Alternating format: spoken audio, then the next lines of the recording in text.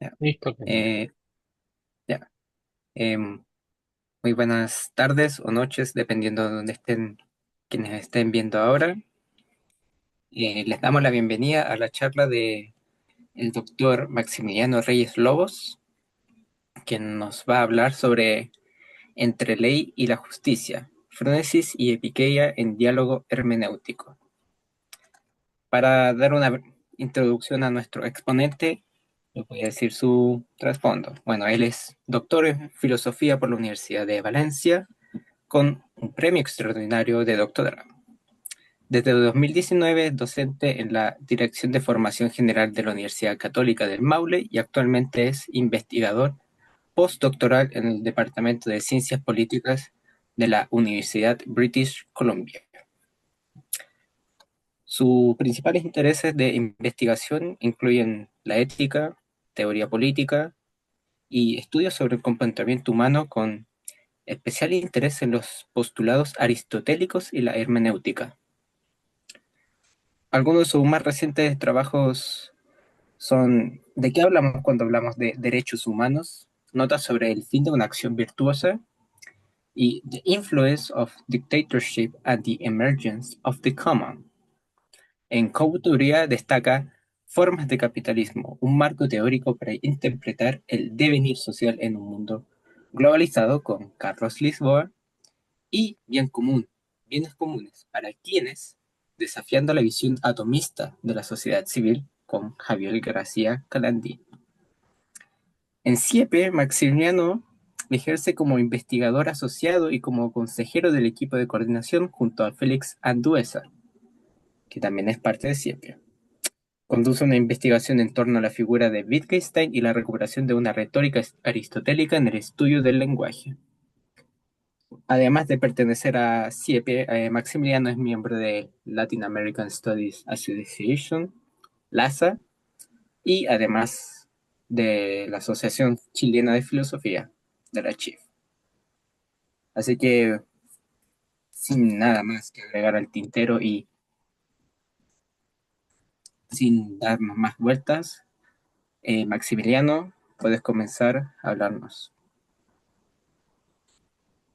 Muy bien, muchas gracias Camilo por tu presentación. Ahora que la escucho de otra persona, digo, puede ser demasiado, así. Pero bueno, la idea es que todos acá podamos también tener tiempo para exponer acá, porque yo estoy muy contento, de hecho, estoy un poco nervioso, lo debo confesar, pero estoy muy contento porque esta investigación, además de tener ya larga data, ¿cierto? eh, Además de estar aún en proceso, por tanto, voy a nutrirme de los aportes que ustedes hagan. Además, es una investigación que yo encuentro muy, muy, muy bonita, ¿ya? En términos de que es, más allá de los conceptos, ¿cierto?, que tienen una raíz griega y que vamos a explicar, siempre considero grato preguntarnos por el origen de las palabras, el origen de aquellos conceptos que manejamos en el día a día. ¿Qué es justo? ¿Qué es equitativo? ¿Qué significa discernir en torno a algo? ¿Bien? Así que en ese sentido, yo confío en que también otras personas de CIEPE y externos puedan estar acá en este mismo rol que estoy yo ejerciendo ahora, que, reitero, me tienen bastante contento. Estoy contento de estar acá. Bien, pues. El título, ¿cierto?, alude a varias palabras, conceptos griegos, pero no quisiera comenzar por ahí. Para hacer un poco quizás más dinámica esta presentación, quisiera comenzar con un caso, ¿sí? Un caso que por lo demás también está descrito en un artículo que espero pronto se publique, que está en internet. Es un caso bastante común, por así decirlo, si uno empieza a indagar en aquellas circunstancias en donde la justicia legal muchas veces no da cuenta de lo que realmente es equitativo o justo. ¿Bien? Bueno, ocurre que en el año 2011 un inmigrante ucraniano en Italia, llamado Roman Ostrakov, él fue detenido por robar de un supermercado un pan y unas salchichas. Sí, algo así. Pudo haber sido un poco de jamón, no sé, pero fue eso. ¿Bien? Fue condenado. eh, de hecho, el Tribunal de Apelación, en segunda instancia, también lo condenó ese hecho que, de acuerdo a la justicia legal, correspondía esa pena, ¿cierto? Que desconozco ahora la cantidad, creo que fueron 14 meses de prisión. Bien. El asunto está en que, bueno, hasta ahí todo bien, ¿cierto? El año 2016, su caso llegó a al Tribunal de Casación de Génova. Y ahí un juez dijo, algo ocurre acá. A ver, tenemos los antecedentes, ¿cierto? Y muy probablemente con lo que estoy diciendo ahora, alguno de ustedes ya intuye, ¿cierto?, para dónde va el caso, pero es un caso real. El juez de casación dice, empieza a observar la intención detrás de esa acción. Efectivamente, Roman Ostrякov, pueden buscarlo en internet, robó, cometió un delito. Sin embargo, y acá cito un extracto de la sentencia, Roman Ostrякov tomó posesión de ese poco de alimento para satisfacer una necesidad inmediata y esencial de comer, actuando por tanto en estado de necesidad. Bien, con este discernimiento del juez del Tribunal de Casación, de los jueces quiero decir, lo cual da cuenta también de otra característica de la justicia que lo vamos a ver más adelante, invirtieron el sentido de lo que es justo, o le dieron una vuelta, por así decirlo, lo reinterpretaron a la luz de las razones por las cuales esta persona se vio obligada a cometer ese delito, a sabiendas de que estaba cometiendo un delito. Bien, bueno, este caso, que lo podemos después desarrollar con mayor detalle, es un ejemplo es un ejemplo de aquellas circunstancias en donde la ley, o esta concepción de justo en términos legales, bien, determina algo, pero hay otra cosa dando vueltas en el ambiente, la atmósfera, que te va indicando de que eso no es no responde al espíritu de justicia, ¿bien? O no da cuenta de algo mucho más justo en términos no particulares, sino que en un sentido mucho más amplio, ¿bien? Hay otro caso también que este sí, el caso de Roman Ostrakov ocurre en Italia, ¿bien? Hay un caso mucho más cercano en términos geográficos en un restaurante de comida mexicana en Ohio en 2023. Una mujer agredió a la encargada del restaurante porque no estaba satisfecha con la comida, ¿sí? Le lanzó, no sé, no recuerdo si fue un burrito caliente o algo, una comida mexicana, se la lanzó a la cara, ¿bien? Y el juez, eh, tengo por acá el nombre, Timothy Gilligan, ¿bien? Le propuso, o sea, bueno, condenó a esta mujer, a Rosemary Heine, la condenó a 180 días de cárcel más el pago de una multa, pero le propuso disminuir la cantidad de días en la cárcel a cambio de trabajar en un restaurante de comida rápida durante 2 meses. ¿Bien? Este cambio no estaba escrito en ninguna parte. Lo que la ley decía, lo que las instrucciones del juez, eh, las instrucciones del juez eran casi como un manual. Está este delito, pues bien, ahora hay que entregar esta pena. Sin embargo, el juez dijo, acá yo puedo también discernir un poco más y basándome en el espíritu de justicia y no únicamente en la justicia legal, puedo quizás aportar algo más a esta decisión. Bueno, y acá en este ejemplo vemos que afortunadamente Rosemary Hain aceptó este cambio y además de pagar una multa, además de estar en la cárcel creo que 90 días, trabajó eh, por 2 meses en el mismo contexto en el que ella estuvo involucrada como agresora. Bien. Por tanto, aquí también vamos viendo otro aspecto, ¿ya? En el ejemplo de Roman Sirkov vemos por una parte cómo al emitir un juicio observamos la circunstancia particular de ese caso, y en este otro ejemplo, el de Rosemary Hain, la mujer que en 2023 agredió a una encargada de un restaurante mexicano, vemos también la experiencia que uno puede, uno como acusado, ¿cierto? O la experiencia que se puede sacar, el aprendizaje que se puede obtener de un juicio en particular, ¿bien? Estos dos casos que he planteado, podríamos decir que están en sentido positivo, ¿bien? Hablan a favor de este cambio, de este discernimiento, mejor dicho, que podemos aplicar a una circunstancia legal, apelando por un principio de justicia un poco más amplio que solamente lo que dice la ley, ¿bien? En términos negativos, bien, podemos ver la ausencia de este juicio, y acá yo voy a citar un ejemplo que está descrito en el artículo, bien, que lleva por título, el mismo título de esta presentación, el caso de un juez acá en Vancouver, que en el caso de del Gambú versus British Columbia, la provincia de la Columbia Británica. El juez Alan McCarran en 1991, en un juicio que duró muchos años, pero básicamente esa es la fecha principal, desestimó todos los argumentos habidos y por haber, argumentos legales, históricos, argumentos entregados por antropólogos, por personal de policías, por la comunidad, desestimó todos los argumentos habidos por haber en el caso de dos pueblos indígenas de British Columbia que alegaban la recuperación de 58 kilómetros cuadrados del noreste de British Columbia que habían sido tomados por la corona inglesa en la llegada de la corona acá a este territorio. Este juez, al desestimar todo eso, en fondo lo que hace es no solamente basarse en lo que dice la ley, sino que reemplazar aquellos elementos tangibles, ¿cierto? Como investigaciones en torno a la historia del derecho indígena, por ejemplo, lo reemplaza con su propio discernimiento, ¿sí? Por tanto, cuando hablamos de esta, esta capacidad para modificar reinterpretar la ley en función de un principio de justicia más amplio, hay que fijarse en dos cosas. Por una parte, y aquí ya voy a empezar a hablar poco a poco de la frónesis y de la epiqueia, hay que tener en cuenta cuando la ley necesita ser modificada, ser reinterpretada, ¿cierto? Lo cual implica un conocimiento, ¿cierto?, de la situación práctica.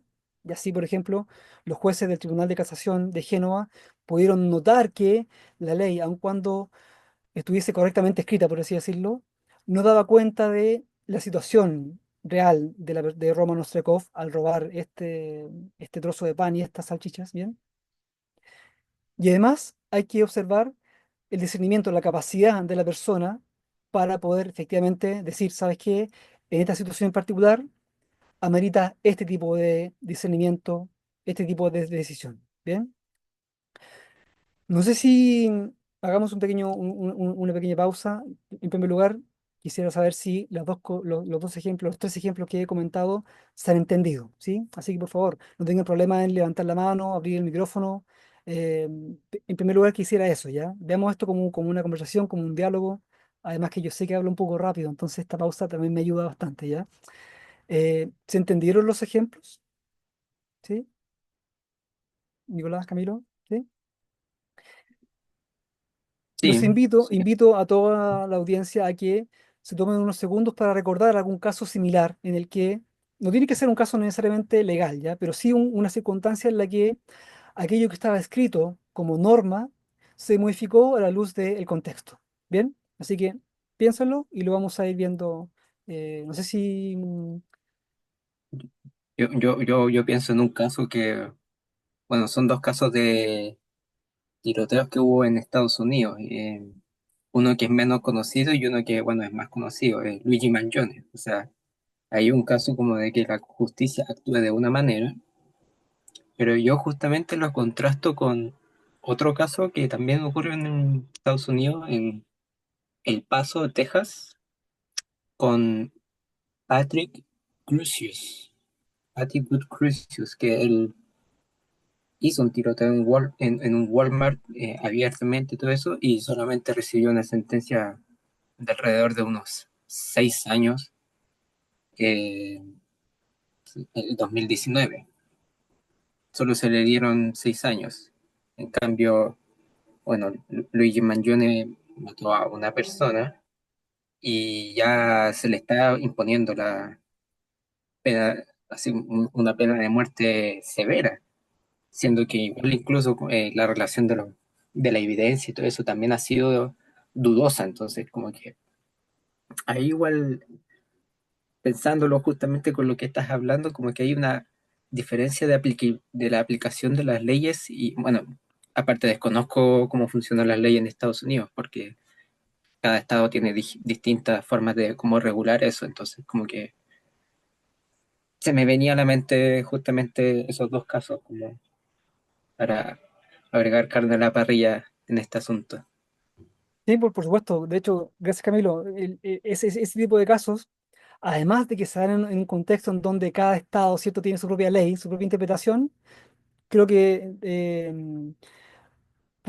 son hebras de las cuales podríamos tirar para ir analizando esta diferencia entre una ley, ¿cierto?, lo que dice en términos legales, bien, y acá con eso bastaría para ver que estos dos casos, ante el mismo hecho, hay consecuencias distintas, consecuencias para el agresor, ¿cierto?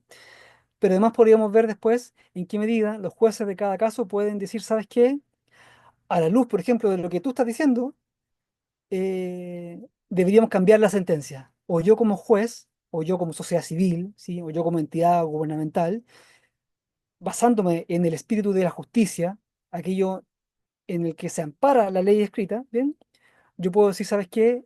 Amerita hacer algo distinto. Aumentar la pena, disminuir quizás la pena, no sé, ¿bien? De hecho, estaba buscando el nombre estaba recordando el nombre de Jorge Valenzuela Torres, ¿sí? Todos ustedes son muy jóvenes, quizá, o quizás conocen el nombre por haberlo estudiado. Jorge Valenzuela Torres es, fue chileno, conocido como el Chacal de Nahuel Toro, ¿sí? Que mató a una mujer y sus 6 hijos. Eh, Solamente como antecedente para ir comparándolo con lo que tú estabas diciendo, Camilo, y no quiero decir, por supuesto, que este caso del Chacal de Nahuel Toro, que es conocido, si alguien no lo conocerá quizás por la película que hizo Miguel Litín, bien, fue condenado a muerte. La persona que fue condenada a muerte efectivamente fue la persona que cometió los delitos, bien. Y cuando digo la persona, quiero hacer un pequeño ejercicio mental de comparar ese perfil, esa intención, por así decirlo, si es que esa condición, mejor dicho, de analfabetismo, alcoholismo, una degradación en términos de la calidad moral, cierto, humana, versus la persona que efectivamente después fue ejecutada por ahí por el año 1963, que fue una persona que aprendió a leer, aprendió a escribir, eh, cito casi textual lo que dijo la abogada, conoció la gracia de Dios, bien, en la cárcel. Fue una persona que en el fondo tomó conciencia de sus actos y se arrepintió. Más allá de las particularidades del caso, ¿cierto? Esos detalles, podemos ver también acá en qué medida, siendo necesario aplicar justicia, por supuesto, eso yo no lo niego, siendo necesario aplicar justicia, pudo haberse eliminado la pena de muerte y reemplazada por ejemplo, una cadena perpetua efectiva. ¿Bien? Pienso en esto a partir también de lo que tú dices, Camilo, de este ejemplo, ¿cierto? De estos dos casos que es el mismo delito, son hechos, pero que están como quizás en la cúspide de la gravedad, ¿bien? Pero que pueden ser interpretados de forma distinta en función de las circunstancias. ¿Bien? Entonces, aquí vamos con esto. Y aquí voy a volver a mis apuntes. ¿Bien? Aquí vamos con esto. La frónesis, que en algunos contextos se traduce como prudencia, yo no lo ocupo como prudencia. En otros contextos se traduce como sabiduría práctica. Yo prefiero este, ¿bien? La frónesis es, en Aristóteles, un tipo de conocimiento distinto del conocimiento teórico, ¿cierto? Y distinto del conocimiento técnico. Es un conocimiento práctico, situado en el contexto. Yo como psicólogo, por ejemplo, puedo tener el conocimiento teórico de las teorías psicoanalíticas, de los manuales del DSM-4, el DSM-5, de diagnóstico de enfermedades, y, bien, puedo tener el conocimiento teórico también de cómo establecer vínculos, bien, y puedo tener quizás también la técnica, el conocimiento técnico, la de cómo abordar una sesión terapéutica, de cómo desarrollar investigación en una sala Yesel, por ejemplo. Pero ¿qué ocurre cuando, y aquí cito ejemplos que Barry Schwartz y Ken Sharpe tienen aquí en este libro, Practical Wisdom, the Right Way to Do the Right Thing? ¿Qué ocurre cuando, por ejemplo, alguien siguiendo este caso de la psicología, ¿cierto? O ramas de la salud, el conocimiento teórico y el conocimiento técnico no alcanza para dar cuenta de lo que ocurre en una situación particular? Cuando alguien, por ejemplo, está desbordado emocionalmente y puede requerir un abrazo quizás, una contención, ¿sí? ¿Qué ocurre cuando una persona está siendo juzgada, ¿sí? Se desborda también emocionalmente o por el contrario, muestra una apatía, ¿cierto? Y que tú dices, algo extraño está pasando acá. No me alcanza el conocimiento teórico sobre cómo proceder, no me alcanza tampoco ese tipo de conocimiento teórico llamado ley, justicia legal, ¿cierto? Que es algo escrito, que por tanto puede ser modificado, ¿bien? Y tampoco me alcanza la técnica. Debo, por tanto, apelar a esta virtud intelectual práctica que Aristóteles describe en la Ética Nicomaquia, que se entiende como una deliberación correcta en situaciones concretas. Bien, es una virtud, bien, y que implica buscar las razones generales, o sea, vincular, quiero decir, razones generales con particulares, con las particularidades del caso, orientada siempre a esto que es transversal en la teoría, en la perspectiva aristotélica, que es el bien humano, ¿cierto? Yo acá no voy a obrar con sabiduría práctica para buscar únicamente mi bien, ¿cierto? Ahí eso no sería virtuoso, sería un vicio, ¿bien? Y esta sabiduría práctica es una disposición verdadera en el fondo y práctica respecto de lo que es bueno y malo para el hombre. Implica, por tanto, atender a lo que es contingente, ¿bien? Sin que esto que yo determino, o sin implicar que este discernimiento que tú, yo, digo yo metafóricamente, bien, que nosotros, que una persona con sabiduría práctica lleva a cabo, se convierta en norma general, bien. ¿Por qué? Porque cada circunstancia tiene sus particularidades, bien. Lo que es cierto es que una persona con frónesis, el frónimos, o una persona sabia, bien, en este caso, es una persona con experiencia y que ha adquirido virtudes como resultado de el aprendizaje de estas experiencias. Es una persona que además conoce los objetivos de la actividad que está realizando. ¿Bien? Por tanto, acá, volviendo a los ejemplos a los dos primeros ejemplos de los jueces, los jueces del Tribunal de Casación de Génova y el juez del Tribunal de Ohio, además de tener el conocimiento teórico de la ley, ¿cierto? Y la habilidad y la técnica para aplicarla, conocen el objetivo de su profesión, de su actividad como juzgadores, como impartidores de justicia. El objetivo no es aplicar una ley, tampoco el objetivo es abogar por la flexibilidad. El objetivo es, estoy acá intuyendo, lanzando ideas, el objetivo podrá ser aplicar justicia, el objetivo podrá ser discernir en torno a la justicia, y aquí la particularidad de la frónesis es que puede ser aplicable de hecho, hay frónesis aplicada a las profesiones, o más que aplicada, podemos observar la frónesis, podemos observar su presencia en las profesiones, en el rol de una madre, en el rol de un padre, en el día a día. En circunstancias de que una persona sabia, reitero, conoce los objetivos adecuados de la actividad que está realizando. ¿Bien? Y aunque quiere satisfacer las necesidades de las personas con las que está vinculada al realizar esta actividad, esta motivación es intrínseca, ¿bien?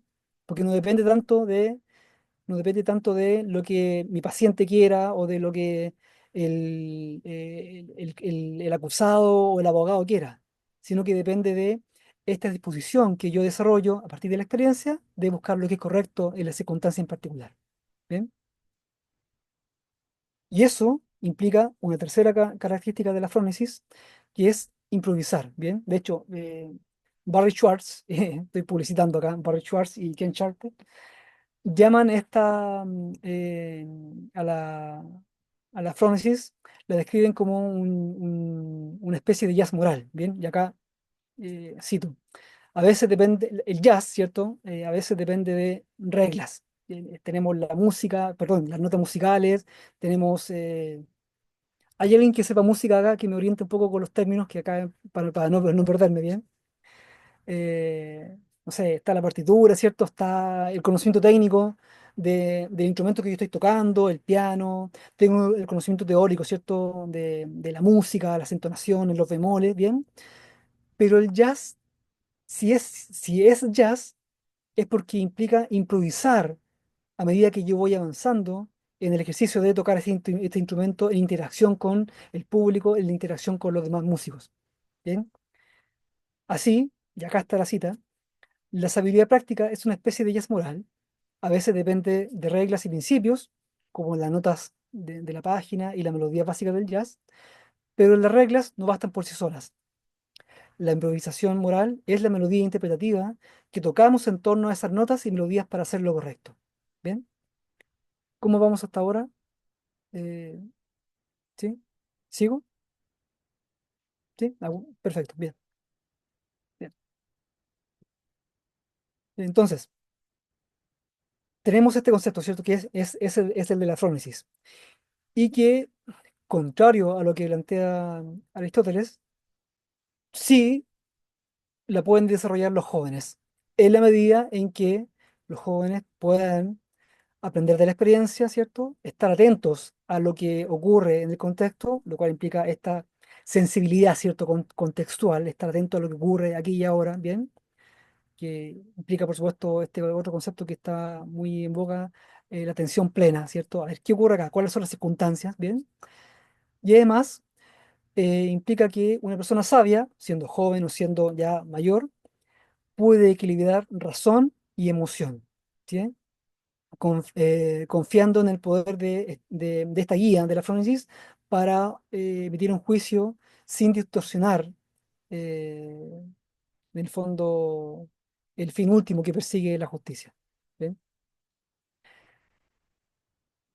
Y con esto último que he dicho, sin distorsionar el fin último que persigue la justicia, me refiero a que cuando hablamos de Fronesis, inevitablemente estamos hablando de justicia, pero no de la justicia legal, no de la justicia jurídica, sino de aquella justicia que se da en el día a día, ¿bien?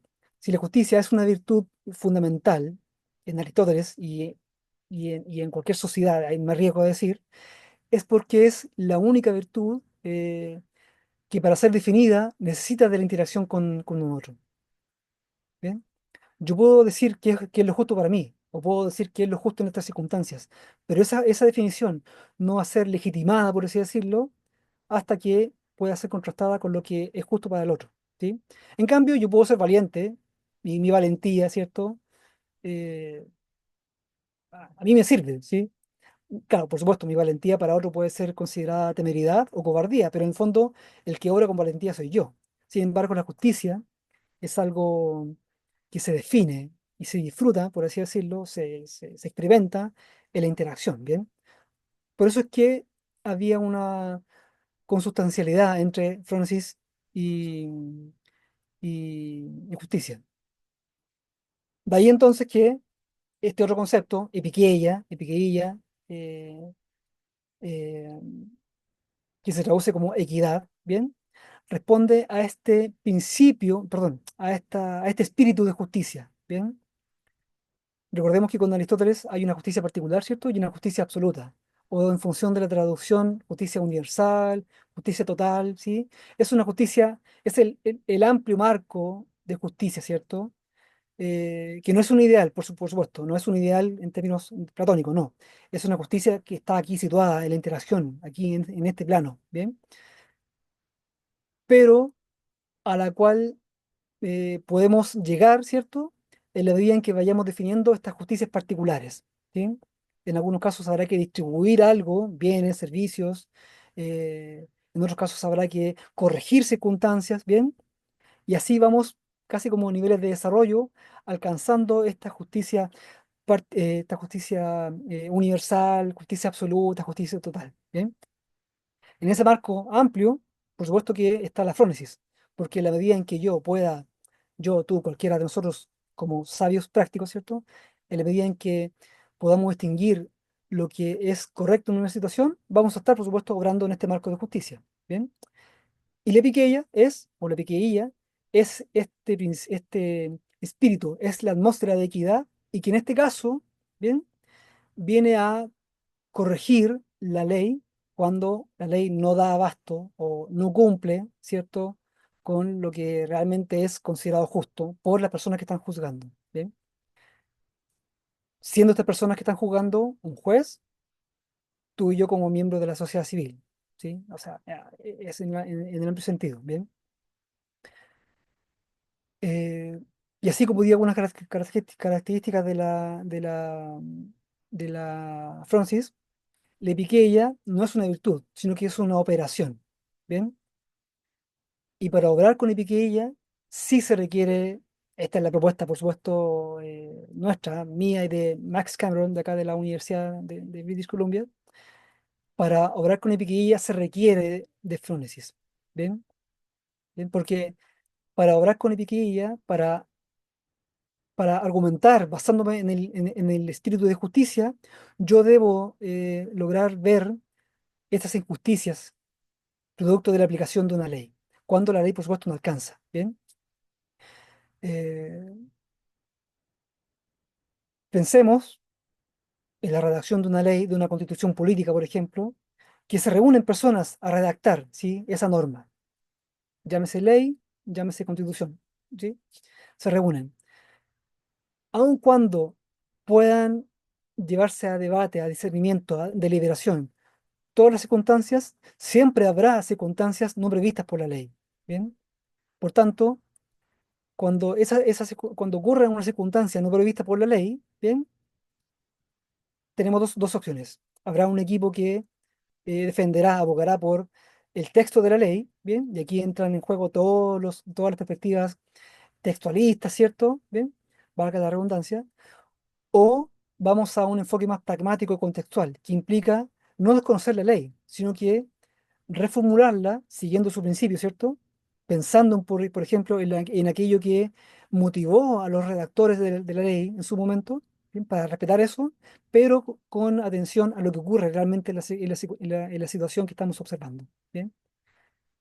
Por eso es que la etiquella, como una operación, requiere interpretación del espíritu de la norma, no meramente una obediencia mecánica de la ley. ¿Bien? Y ahora, ya estoy en la última etapa, en la última parte de la presentación. Quiero dejar también espacio a que surjan preguntas, ¿bien? ¿Por qué hablamos de diálogo hermenéutico? Básicamente porque todo esto que yo he estado comentando, ¿bien? Es un acto interpretativo, ¿bien? Pero claro, es un acto interpretativo en el sentido de la hermenéutica filosófica, cuyo principal referente acá es Gadamer, ¿ya? Eh, la hermenéutica, si yo hablase únicamente de hermenéutica, estaría hablando de esta interpretación, ¿cierto? De esta relación entre texto e intérprete, pero enfocándome en el texto, ¿cierto?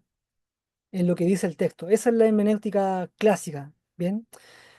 Pero si hablamos de hermenéutica filosófica, es porque ya estamos incorporando esta reflexión ontológica sobre la experiencia humana misma, ¿cierto?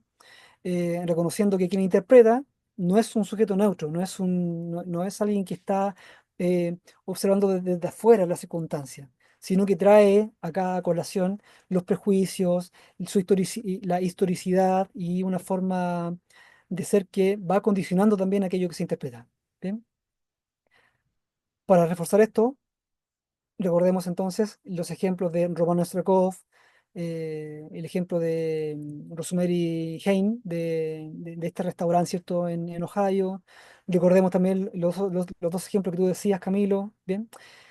Algunos, en algunos está presente quizás esta interpretación, ¿cierto?, de la circunstancia, en otros no, pero por su ausencia podemos observar quizás con mayor claridad cuando el espíritu de la equidad, de Piquilla, puede ayudarnos a que esa circunstancia sea juzgada de mejor forma, ¿bien? ¿Y quién puede orientarnos o quién puede orientarnos, dar luces respecto a eso? Es aquella persona que pueda contar con frónesis. O si no, difícilmente vamos a poder observar o vamos a poder discernir, ¿cierto? Lo que es realmente justo, ¿bien? Por tanto, por último, ya con esto voy cerrando. eh, Este encuentro entre epiqueía y frónesis, que Aristóteles describe, ¿cierto? Pero la describe dentro de un amplio marco ético-político, ¿bien? Acá los observamos con lupa, estos dos conceptos, ¿bien? La epiqueía, una forma de operar, ¿cierto? En el marco de la justicia, y la frónesis como una virtud, lo observamos como dos horizontes, ¿bien? Me refiero a que dentro de la hermenéutica filosófica de Gadamer está cierto la fusión de horizontes. Está el horizonte de la norma y el horizonte de la situación particular eh, que estamos observando, ¿bien? Así, la Francis abre este entendimiento al contexto y la Piquilla traduce esa comprensión en una decisión que es equitativa, ¿bien? Creando esta unión básicamente entre la ley y esta idea de justicia. ¿Bien? Voy a dejarlo hasta acá. Tenía más cosas por decir, pero básicamente por el tiempo y porque también necesito un poco descansar la- las cuerdas vocales. ¿Bien? Gracias. Muchas gracias, Max, por tu charla, por todo lo que hablaste en este pequeño rato que tenemos para compartir. Y pues bueno, ahora abrimos el espacio para preguntas y quien quiera hablar directamente por videollamada, así como hablando por voz, que levante la mano y les voy a dar el turno. O pueden escribirlo por el chat y yo lo voy leyendo y le hago la consulta a Max. Así que primero le doy la mano a Nicolás Gavilán, luego va Yadira y sigue Nicolás. Así que vamos en ese orden.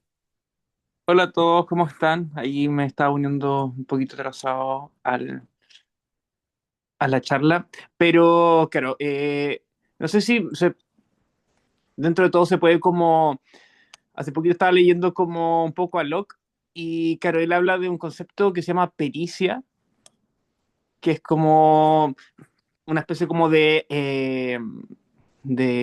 técnica dentro de todo y en la forma como de ejecutar la justicia, o sea, en el que hacer como de tu labor formal, ya sea lo que sea, aplicar la justicia con esta pericia, con esta como habilidad técnica, como para ver también y entender también como el mundo. Quizás también puede ser el tema de la, no sé si la epiqueia o la pronesis, quizás como la labor que tienen los peritos en los juicios, como que ellos pueden como de alguna manera como suplir eso, pero obviamente lo que tú planteas es desde una mirada como mucho más esto, individual, poder que hacer como propio y la actitud de justicia que tú tienes como frente a las cosas vayas- que vas viendo, no sé. Algo así, no sé si está claro. Sí, sí, sí. De hecho, Nicolás creo que va muy bien encaminado. Eh, Mira, no había visto esta inclusión de la pericia de Locke, así que permíteme, me la voy a apropiar para seguir desarrollándola. Así que, y sí, mira, a ver si entiendo bien a qué se refiere Locke con la pericia. Claro, es como esta capacidad para, como lo hacen los peritos, ¿cierto? Que son expertos en algo, han desarrollado una capacidad, un ojo clínico, por así decirlo, para poder distinguir, ¿cierto? Aquello que es fundamental. Y es discriminar lo importante de lo secundario, ¿sí? Y claro, bien. Ahora, eso habría que observar en qué medida esa pericia como una capacidad está fundada por el conocimiento teórico, ¿bien? Y acá voy a decir algunas cosas quizás redundantes, ¿bien? Estaría fundada en el conocimiento teórico que yo he desarrollado, ¿bien? Como perito, perdón, como perito, ¿bien? Es la técnica. Yo perfectamente puedo ser un perito de algo, puedo ser un perito en inteligencia artificial, porque sé cómo hacer prompts, pero eso no me hace ser un sabio. Acá en este caso la sabiduría práctica entraría en juego cuando con ese conocimiento, o pese quizás a este conocimiento pericial, yo puedo decir, ¿sabes qué? Hay algo más acá que no está escrito. Hay algo más, hay algo más contextual. Y efectivamente, en un contexto legal, por ejemplo, los peritos son llamados para mostrar eso que no todas las demás personas pueden ver. ¿Bien? La pregunta es si en esos casos ellos están diciendo eso porque tienen el conocimiento, la técnica, o porque en realidad, dejando de lado eso, logran ver algo más, ¿sí? Entonces, como te digo, voy a tomar el concepto para poder desarrollarlo, pero creo que para resumir mi respuesta y no ser tan extenso, creo que Locke puede estar tomando algo, ¿cierto?, de la frónesis para decir que la pericia es esta capacidad, ¿cierto?, para ir identificando, pero casi como un criterio de rigor para la frónesis, yo pondría énfasis en esto, en también, con mucha pericia, sacar la técnica y sacar el conocimiento teórico, para ver de qué forma yo puedo obrar en esa circunstancia en particular buscando lo que es correcto, sin depender de lo otro, sino que dependiendo de del aprendizaje de la experiencia basada, de esta sensibilidad contextual, de equilibrar razón y emoción. ¿Bien? No sé si Nicolás te satisface mi respuesta. ¿Sí? Ya, gracias, muchas gracias. Gracias. Muchas gracias, Nicolás. Ahora es el turno de Yadira. Bueno, gracias Camilo, muchas gracias. Bueno, primero agradecer a Max porque en lo personal, bueno, estoy entre colegas que de una u otra manera han estudiado esta materia, constituye, yo diría que la columna vertebral de su mundo profesional, no así conmigo. Es decir, yo soy de esas alumnas que se está asomando a un nuevo conocimiento y desde que me gustó mucho la charla, porque de verdad que emplean muy bien todo lo de la hermenéutica, porque además, empiezas además desde la demostración, desde el ejemplo práctico para ir llevándonos poco a poco a construir un conocimiento. Así que es muy constructivista, ¿no? Además. Bueno, de eso sí podría hablar un poquito más porque ya son tendencias pedagógicas. Pero bueno, mira, yo te quería hacer una pregunta porque no sé hasta qué punto podrá estar asociado por lo que he entendido y sin arriesgarme a usar ya estos términos más griegos que obviamente se han ido llevando a la filosofía.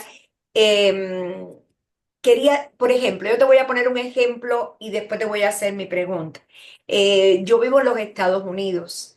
En esta nueva administración de Donald Trump, pues por supuesto que ustedes saben que hay todo un fenómeno migratorio extraordinario y todo lo con las leyes de migración y todo lo que está pasando con las deportaciones, deportaciones masivas, que lleva precisamente a cometer también errores, lógicamente, y además a que, a que la ley se preste mucho a la interpretación, ¿no? Por ejemplo, yo estaba viendo hace poco el caso de un salvadoreño, Ábrego de apellido, algo así. Bueno, en fin, él fue deportado porque lo acusan de que era pertenecido a la pandilla MS-13, una pandilla terrorista.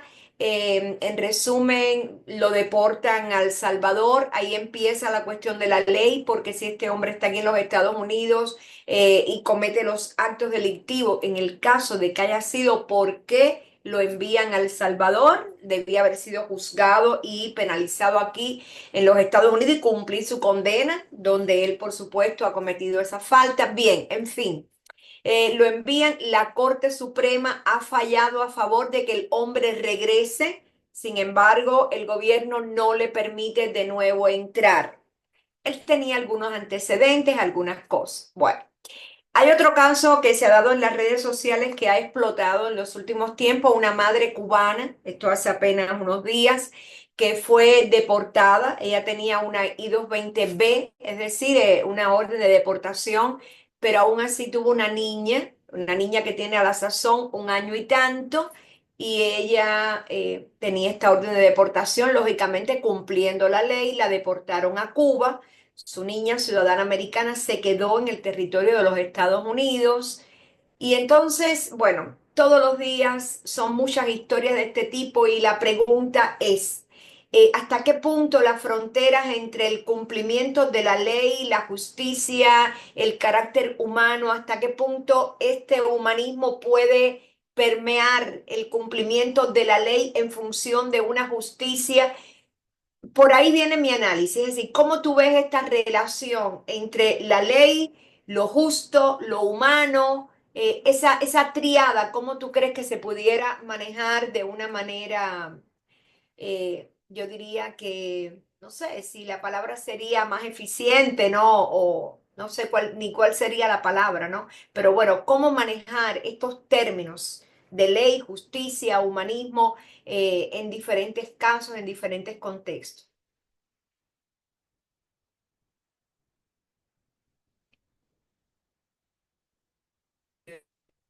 Eh, Se congelaron todas las imágenes. No, no, no, estamos bien. Sí, sí, ya, perfecto, bien, bien. Entonces, sí, me encantaría decirte que esos casos son casos puntuales, pero tú sabes que no son casos puntuales, ¿cierto? Ya es parte de una política, por así decirlo, por lo visto.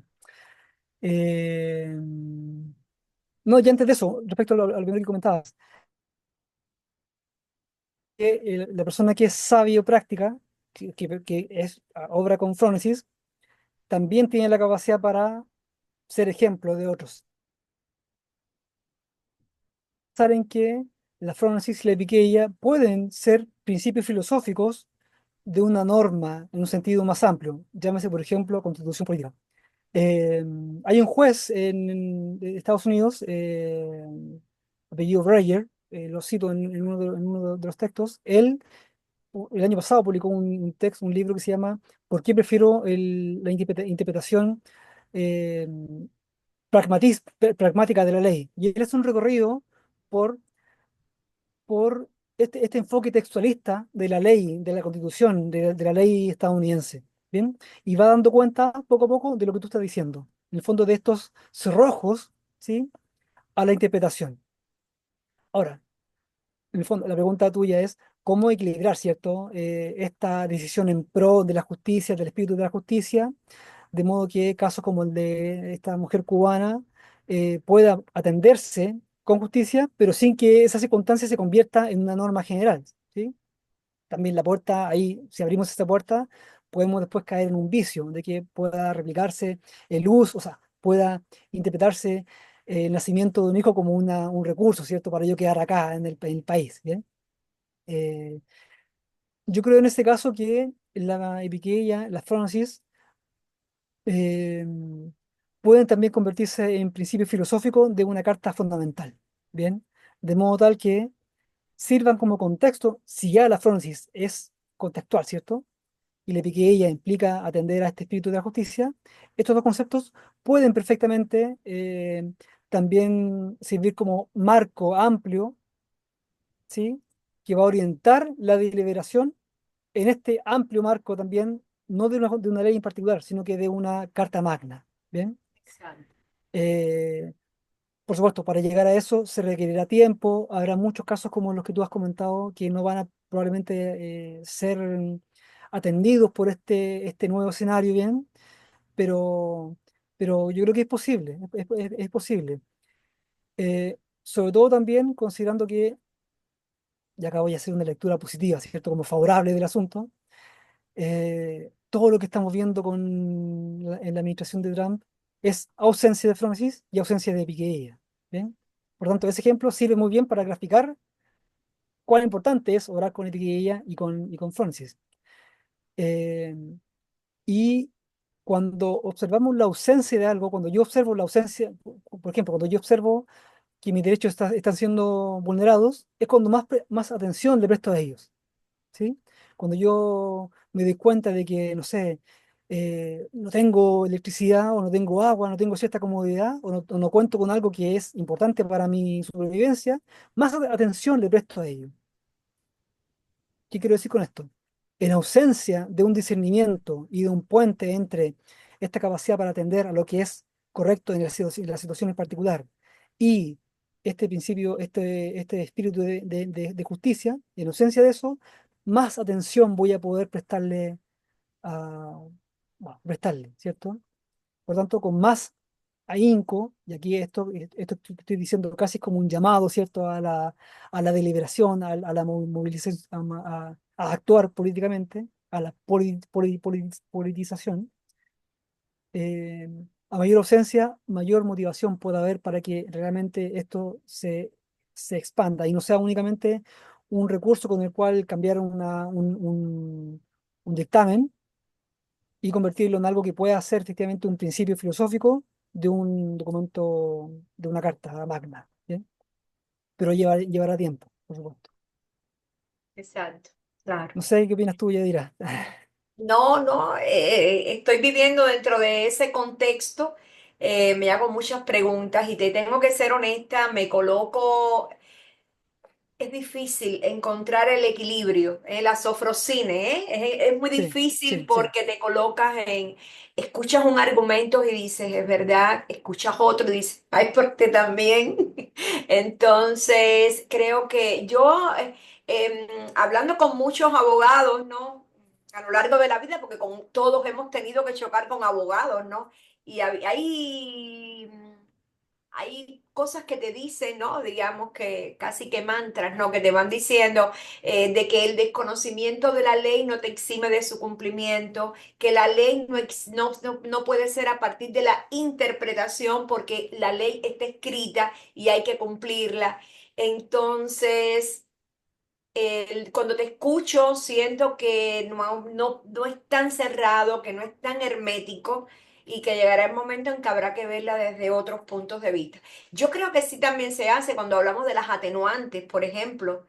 Creo que es una Exacto. interpretación de la ley, pero ya nos coloca en una posición, lo que hace la defensa, por ejemplo, en cualquier juicio, en cualquier cosa, buscar las atenuantes. Me parece que ya eso le da a la ley un carácter más humano, más justo. ¿M?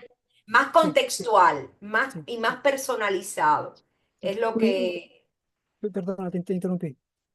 es realmente lo que veo, ¿no? Sí, A mí me interesa mucho esto de la ley y la justicia, porque bueno, sin caer en cuestiones que no ocurre el momento, pero yo vengo de un país donde hay muchos problemas con este tema de los poderes separados, del cumplimiento de la ley, de la justicia, y entonces, sin tener una preparación, por supuesto, profunda en nada de esto, pero sí son temas que me interesan y los sigo, ¿no? De alguna manera.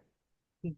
Bueno, de hecho, si puedo agregar algo último, Sí, cómo claro. no, Que una de las principales críticas que sé que puede hacerse, o sea, que se ha hecho, que se ha realizado, de hecho, a la Fronesis, a esta concepción ya, puede ser la falta de claridad y objetividad en la decisión que se está llevando a cabo, ¿cierto? Sin embargo, cualquier conflicto con el Estado de Derecho no se debe a una interpretación subjetiva de la ley, sino a la ambigüedad de la ley o a la carencia de la claridad respecto al principio que la rige. ¿Bien?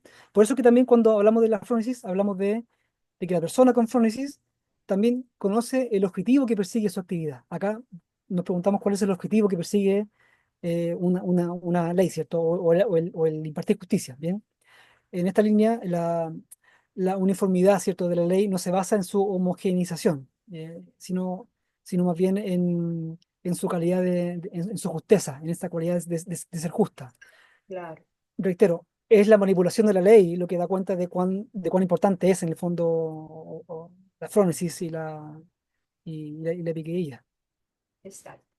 Oye, Max, muchísimas gracias. De No, verdad que me ha gracias a ti. sido muy interesante debatir, ¿no? Contigo sobre estos temas. Muchas gracias.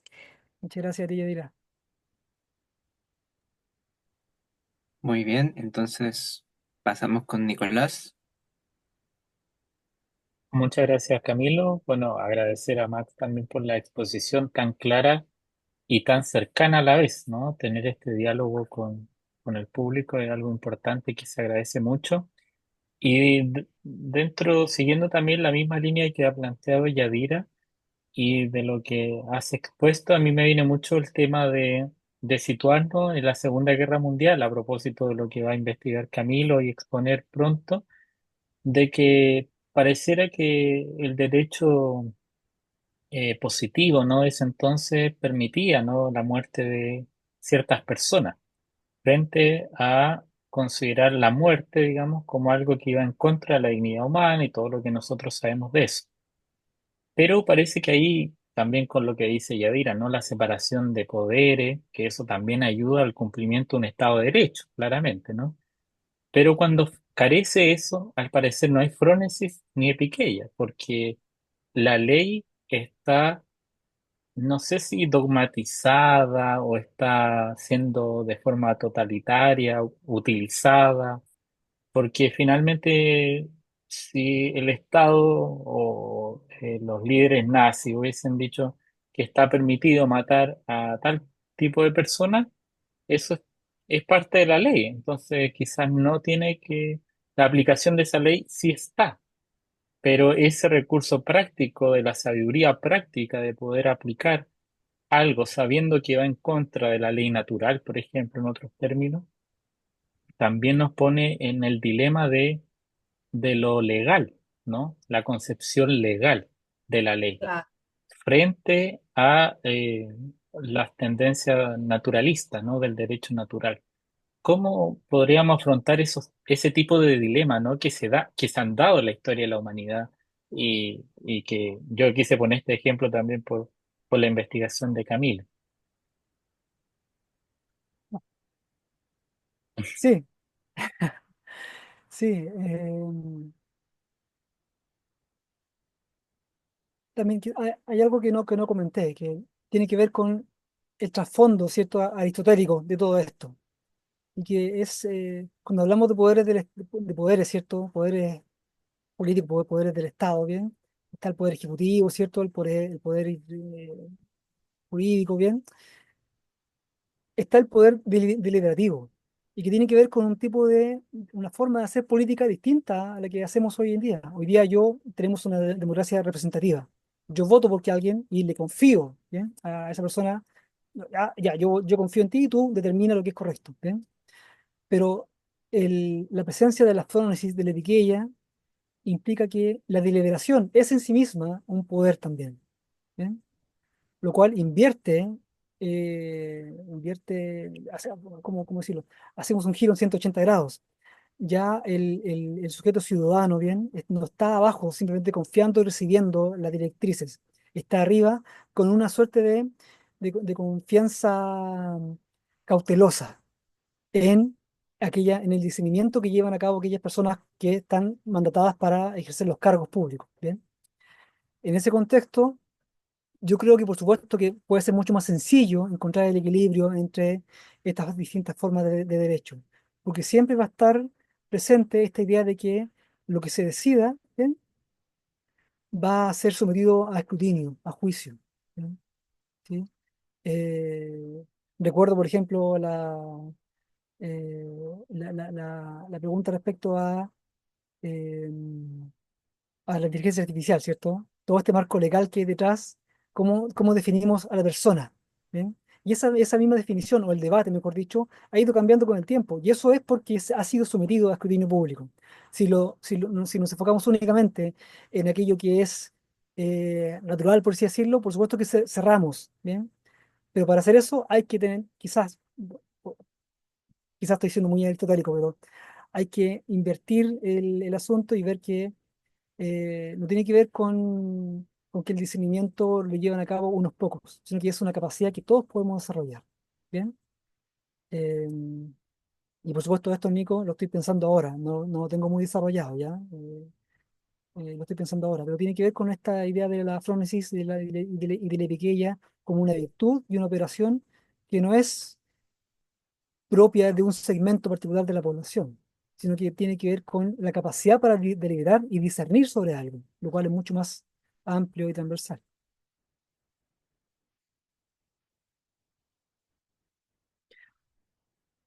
De hecho, perdón, Nicolás, también respecto a la Segunda Guerra Mundial, me pregunto, en ese tren, ¿cierto?, en el que se firmó el Tratado de Versalles en 1919, ¿en qué medida el discernimiento, el juicio que se llevó a cabo en contra del pueblo alemán, ¿cierto? No, perdón, no del pueblo alemán, de Hitler, ¿cierto? De- de todo la cúpula, ¿cierto? Del partido nazi, con la pérdida de la octava parte del territorio, una deuda que se terminó de pagar recién en el gobierno de Merkel, ¿cierto? ¿En qué medida ese juicio contribuyó eh, o fue parte, ¿cierto?, de los factores que engatillaron la Segunda Guerra Mundial?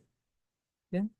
No estoy diciendo que sea una causa, por supuesto, pero me pregunto también en qué medida una, un discernimiento de ese tipo, ¿bien?, es, puede ser un factor a considerar para decir, oye, ¿por qué un tipo, cierto, Hitler, apareció, cierto? Hay documentales, películas, investigaciones que dan cuenta de eso, de esa rabia que se fue acumulando producto de una experiencia pasada, que en este ejemplo que estoy dando, por supuesto, del cual me hago muy responsable, ¿bien? Eh, bueno, ¿en qué medida se hizo algo, en qué medida se juzgó correctamente? ¿Bien?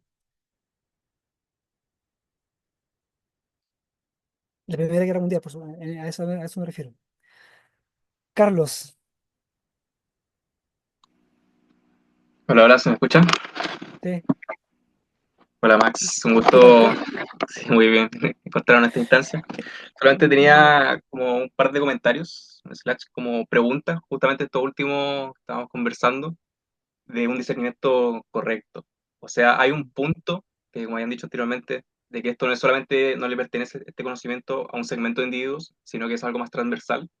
Hay una como especie de barrera de entrada, por decirlo de alguna forma, para decir que podemos actuar de esta forma, con Phronesis. Y si es así ese caso, ¿hay algún momento en que esta revisión, interpretación de las leyes pueda ser como unificada? O sea, que no haya diferencia en quién sea el juez, sino que la ley siempre sea aplicada de la misma forma. Y un poco para responder esa pregunta y dándole contexto, que era lo que me había quedado anteriormente como comentario, es la costumbre, o sea, cómo influye la costumbre dentro de las leyes. Por lo que tengo entendido, no sé si habrá alguien aquí como experto en el tema, en temas de leyes, pero por lo que he entendido acá en Chile está la como a favor de la ley, en contra de la ley y en ausencia de la ley. O sea, cuando hay, que lo menciona también uno de los puntos, cómo se actúa cuando no está escrita la situación particular. Y ahí por lo que tengo entendido sería la costumbre. Entonces, cómo este factor influye en la decisión de los jueces y la interacción entre el juez, la costumbre y el tiempo de la sentencia, esto que hemos hablado de como el conocimiento y una respuesta más exacta, por decirlo al final, influye en esta como plasticidad jurídica, por decirlo de alguna forma, Claro, para que claro, se transforme en el tiempo. No sé si se entiende claro. ahí como la pregunta al final. Sí, sí, no, no, y de hecho también alguien puso acá en el chat que Oscar es abogado, ¿sí? Bueno, Nicolás, claro. Porque me pregunto también, te- sé que en Estados Unidos, claro, está este concepto, esta idea de que cuando hay una sentencia, después, en futuras sentencias, yo puedo basarme en esa sentencia pasada para decir, ¿sabes qué? Está este caso, por tanto, lo puedo tomar como un argumento para guiarme en este caso nuevo. Aun cuando haya ciertas diferencias, puedo tomar esa referencia. Y tengo entendido que en Chile eso no se da, de que no puedo yo basarme, no sé, en una sentencia de un caso anterior para decir, ¿sabes qué? Tengo este marco y por tanto dentro de este marco yo puedo interpretar la ley, ¿bien? No sé si también estoy en lo correcto. Ahora, eh, aun cuando podamos todos sentarnos a discutir una ley, ¿bien? Y los principios que la rigen y describir casi como el perfil de cargo, ¿cierto? Lo que debe hacer un juez, siempre va a haber circunstancias no contempladas en esa ley. En esas circunstancias es donde aplica la epiqueía, ¿bien? En la medida en que, por supuesto, tengamos la capacidad para identificar esas circunstancias en donde la ley no da abasto. Si nos enfocamos únicamente en la ley y la aplicamos a cualquier situación, bueno, esas injusticias, eso que haya que reparar o eso que haya que redistribuir, va a pasar desapercibido, ¿bien? Porque el foco va a estar puesto en la ley escrita. Pero en la medida en que tengamos siempre presente que aun cuando tengamos una ley muy bien debatida, siempre va a poder existir la posibilidad de que esa ley no dé abasto, perdón por ser redundante, ¿ya? Entonces yo creo que también, reitero esta idea de niveles de desarrollo, ¿ven? Si se delibera, se lleva a cabo un debate, una descripción lo suficientemente pertinente y flexible de la ley, ¿bien? O bien específica, ¿sí? En el caso a caso, podemos llegar a un escenario mucho mejor que el de ahora, en el sentido de que ese mejor escenario va a poder dar va a poder describir con mayor amplitud, ¿cierto? Toda circunstancia jurídica. Y en ese mejor escenario no va a ser necesario usar epiqueías, porque la ley va a dar abasto. Hasta que nos encontremos con nuevas circunstancias en donde sea preciso corregir esa ley porque no, no, no cumple, ¿cierto? Con el principio, con el espíritu de justicia. Como ideal, y no en sentido platónico, como ideal, como fin ulterior, ¿sí? Como telos, ¿sí? Yo creo que sí puede darse el escenario en el que sea generalizable. Pero aquí en el caso particular de Chile, siento que, de hecho, Chile es uno de los países con mayor cantidad de leyes. Habría que quizás enfocarse en los principios en los cuales se basan esas leyes, es decir, en la Constitución. La Constitución debería tener epiqueía y frónesis, no tanto las leyes escritas. ¿Sí, Carlos? ¿Me explico? Sí, sí, perfecto. Ahí con ese último punto creo que fue como que le dio en el clavo en la diferencia de lo que ha hecho Ya, de la pregunta. Sí. perfecto. Sí. Muy bien, ya llevamos como casi una hora. No sé si le pregunto a Nicolás, ¿tendremos espacio para una pregunta más y ya finalizamos? Y yo creo que si Max está, podemos pasar. Sí, sí, Ya, una pregunta más y voy a dejar mi correo acá también en el chat para que me envíen preguntas y comentarios. Yo, por supuesto, que encantado los voy a responder, ¿ya? perfectísimo. Entonces, bueno, Nicolás Gavilán tiene ahí la mano levantada, así que adelante. Eh, Quizás de repente, claro, de repente acá en Chile lo más probable es que generalmente cuando uno se sitúa como en la vida cívica, generalmente uno se referencia como por las normativas así escritas. Pero igual, o sea, lo lógico es de que ese razonamiento esté como no referenciado a una ley, o sea, aparece el diario oficial cada cierto tiempo y aparecen miles de normas, o sea, uno no está leyendo las normas. Uno actúa de acuerdo como a un razonamiento, como tú decías, más práctico, de qué es lo que, cuáles son tus ideas de justicia y todo. Entonces, y después quizás referencias en la normativa, que generalmente es como lo que corresponde, o hasta qué Claro, punto tú como, eh, eh, extender esa interpretación y referenciarla como una normativa ya escrita. De repente claro, quizás es como claro. lo que existe como frente, ya, o sea, o sea, claramente sigo unas normas, hay ciertas como reglas generales, como entendidas, pero claramente cuando tú te posicionas en un espacio lo haces desde como, o tu actuar siempre es como del razonamiento como más justo. Exacto, exacto. Y esto, por supuesto, que no implica pedir, ¿cómo es la frase? No implica pedir disculpas y después pedir, antes de pedir permiso, ¿cierto? No es eso. Es entender que hay un escenario, ¿cierto? En lo que sabemos qué es qué es lo correcto. O lo vamos intuyendo, ¿bien? Por supuesto, si recordemos que esta es una virtud, ¿ya? Es una virtud. Por lo tanto, se desarrolla también con la experiencia. Es algo práctico en el sentido de que yo me convierto en una persona valiente en la medida en que me enfrente a situaciones en las que deba obrar con valentía, ¿sí? Me convierto en una persona compasiva en la medida en que me vea enfrentado a situaciones en las que deba obrar con compasión. Me convierto en una persona justa en la medida en que me vea enfrentado a situaciones en las que debo determinar lo que es justo. Con con la particularidad, con el asterisco acá, de que la justicia, a diferencia de la compasión que la desarrollo yo, ¿cierto? Para otros, o la valentía, la justicia se desarrolla, se define en la interacción. Por tanto, tienes razón tú, Nico. Hay, ¿cierto? Un entorno, un contexto que me va diciendo qué es lo justo, qué es lo correcto. ¿Bien? Y en ese contexto es en donde después yo puedo ir a observar si esa ley, que es lo escrito, es lo tangible, ¿cierto? Responde o no, ¿cierto? Me sirve para orientarme y decir, ah, ya, voy bien encaminado, no voy bien encaminado. Si no voy bien encaminado, puede ser porque la ley efectivamente está muy bien determinada y mi actuar es un vicio, o voy bien encaminado, pero la ley es la que debe ser corregida en virtud de eh, cierro con esto, espíritu de la equidad. Súper, gracias. Gracias a ti, Nico. Muy bien, ya con eso ya terminamos la charla de Max Reyes, así que primero que agradecerle por todo lo que hemos conversado, por el diálogo que nos ha podido brindar con este tema que nos ha brindado y bueno, invitarlos a las otras actividades de CIEPE que vamos a ir desarrollando a lo largo de este mes y lo que viene a futuro. Así que felicidades, Max, y nos estamos viendo.